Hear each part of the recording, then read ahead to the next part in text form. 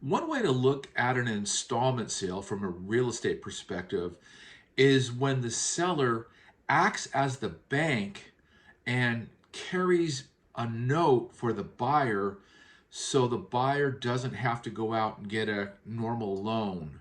The seller and the buyer will agree on terms of the note and the interest rate.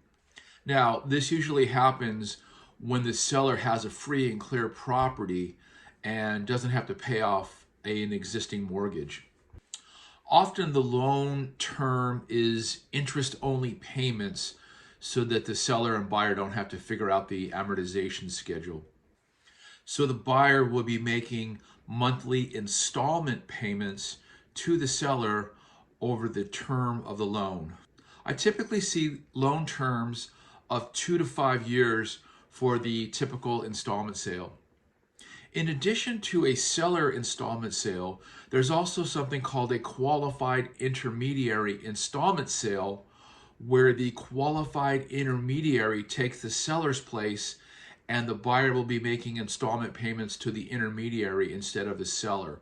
This is typically used with a tax strategy called a qualified intermediary installment sale, but that's another video.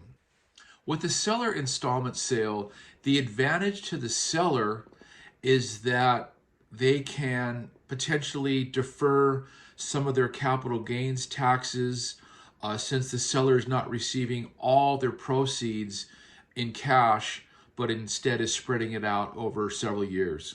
The advantage to the buyer with an installment sale is that they don't have to go to a bank for funding.